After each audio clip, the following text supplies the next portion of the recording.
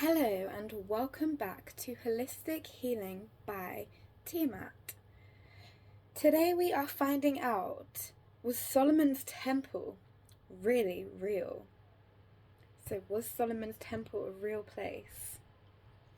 I've been doing my research on this and I've got some answers for you, and some of you may not necessarily like these answers because they're not as simple as you may have thought. But we'll get into them. Solomon's temple, not to be confused with Solomon's castle, was a very real place. There is still evidence of where it stood in the Middle East. Specifically, it was on Mount Moriah, where the Dome of the Rock now stands in Jerusalem. The reason we believe as historians that this place was in fact real is because that the Bible was actually too specific when mentioning the dimensions. When mentioning the measurements and the layouts of it, it gave specifics, and it was very clear that this was not some imagined state of place. This was very much a real place.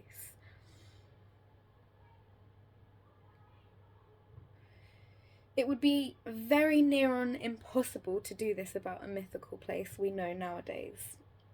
The dimensions and layout are actually mentioned in 1 Kings 6-7, so in chapter 1 Kings verses 6-7 and chapter 2 Chronicles verses 3-4, if you want to find that yourself.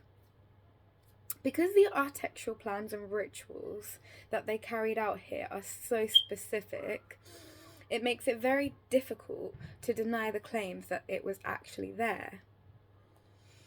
However, there comes the difficulty in determining this subject. This comes from two origins. First of all, Babylon destroyed the temple.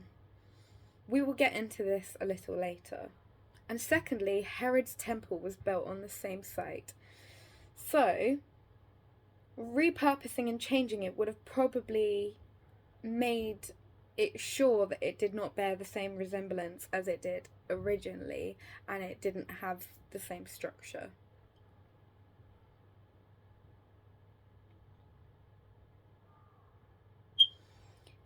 It would have likely been changed to fit in with Herod's ruling, rather than what Solomon had deemed was the right way for worshipping, or rather than the right way for worshipping at the time. I don't think it was necessarily something that Solomon had deemed was the right way for worshipping, although he was definitely following his own new way of carrying out rituals. It wasn't a whole new practice. They knew that the ground was sacred, but they didn't know what made the building so sacred was because of Solomon's wise architecture. The Temple Mount is a very sacred and sought after place that many people have argued over for decades, claiming it as their holy land. And unfortunately, this is also the place that the Freemasons have placed their point of interest, and their logo is also said to be the pillars of Solomon's castle. It is hard to find any evidence of this. His temple would have had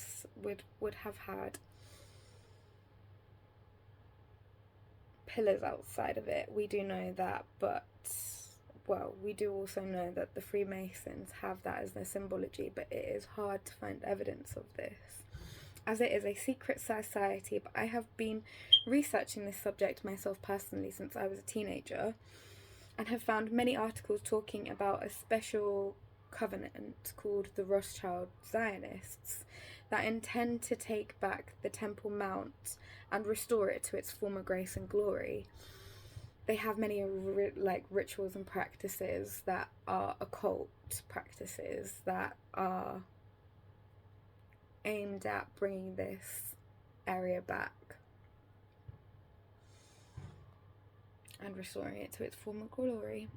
However, I would say arguably this is going to be a difficult mission in this day and age, considering it was supposed to be erected by one of Earth's most special and revered early kings, so that would be really hard to recreate, especially nowadays. At this time, it is very difficult to be as hard and as reputable as Solomon the Wise, as he would have had a lot of riches, and he was born so early on, so he would have been like one of the first people on Earth. Well, not one of the first people on Earth, but it would have been hard to take ownership of such a holy place in this day and age as well, because you would have to use the face of someone that had equal importance in this day and age to recreate it. And it's rare in this period that you get kings or royalty that are both revered as spiritual and religious. So most figures are not religious and spiritual, as well as being popular figures in society as well. I mean, look at people like the Pope, the head of the Catholic Church. Whenever his name is mentioned, the only thing you hear about is jokes and rumours. The only public figure I can actually think about who has had that much relevance in recent times would be King Haile Selassie. Now, he was a leader and a ruler that might have been able to redesign Solomon's temple if his desires aligned with that. I personally think it's a perverted desire anyway, and these Zionists should live and let live. Yeah, these Zionists should really just live and let live and allow things to be, because we are in a modern day, we're in a modern era, and you can't just cling on to old belief systems. Anyway, I will get back on track. There is hardly any research that has been done, so it makes it really difficult to determine it, whether it was real, because Temple Mount is actually a special sacred area that has got limited excavation, so you can't actually dig under the ground there, and the excavation of it is limited understandably for religious and political reasons, so it's not likely that there would ever have been much evidence.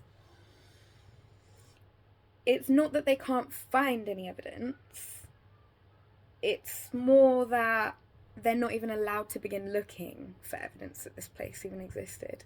So historians and archaeologists believe it existed, but they can't find any concrete evidence, and it can't be proved with hard evidence yet. Scientists agree that the Bible likely reflects a structure that was there, though, in the 10th century BCE. Now here comes the interesting part. It was said that the Babylonians destroyed Solomon's temple when in battle in 586 BCE. Records that testify this fact is actually the truth. One of the books that confirms... It's said that the Babylonians destroyed Solomon's temple while in battle in 586 BCE, and there are multiple Babylonian records. So there are multiple texts and records that testify this fact is actually the truth. One of the books that confirms the conquest of Jerusalem and the destruction of the temple is the Babylonian Chronicles. Though they don't name Solomon directly, they align with the biblical account. The second temple that was built in 516 BCE, that was said to be for Herod, was completely different, however, because it wasn't actually originally intended to be Herod's temple when they had built it. They had built it, although in the time they were thinking about doing it with somebody important in mind.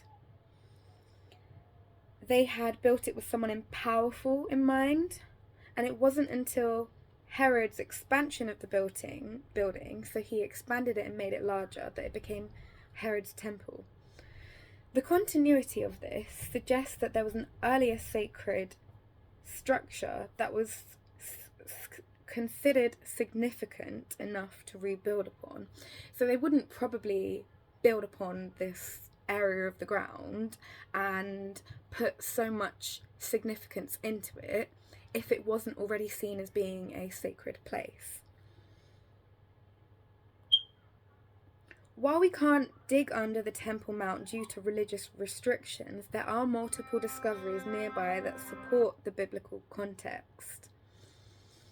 The Tel Arad Temple in southern Israel, for example, shows that Judaic temple worship did exist in Solomon's area. And this is an example of the type of place where people would have gone to worship, like Solomon's temple. The House of Yahweh inscription found at Kuntalet Adred from roughly 8th century BCE references ties to Jerusalem and Yahweh. This suggests that there was a centralized religious situation. We also have Ophel excavations in Jerusalem, so there were excavations that were allowed to do in Ophel, or Opal, I think it might be called. Someone correct me. I think it's called Opal. In Jerusalem, which uncovered a structure dated to Solomon's time, the 10th century BCE. This suggests a powerful yet organized kingdom. Some ancient Egyptian and Mesopotamian texts mention a wealthy kingdom of Judah, which aligns with the Bible's portrayal of Solomon's era. While there is no concrete evidence or stone proof it was there, the historical context, the continuity of the temple worship, and the indirect archaeological and textual evidence suggests that Solomon's temple most likely did exist. Though the biblical text was probably exaggerated and emphasized to be idealized or embellished, so it was probably slightly exaggerated because people wanted to portray a good image of, and slightly biased to portray a good image of, Solomon and the temple. While there is no smoking gun here, is all of the truthful facts that we do have about. Here is some of the truthful facts that we do have about Solomon's temple. Based on archaeological and historical information about Solomon's temple, or the first temple. Oh, this is the first temple that was there. So the construction, it was built in Jerusalem by King Solomon in the 10th century BCE as a permanent house for the Ark of the Covenant, and a central place of worship for the Israelites. That's why you hear about it in the Bible. The grandeur. The Bible describes it as a magnificent structure made of stone and adorned with gold, with impressive columns and intricate carvings.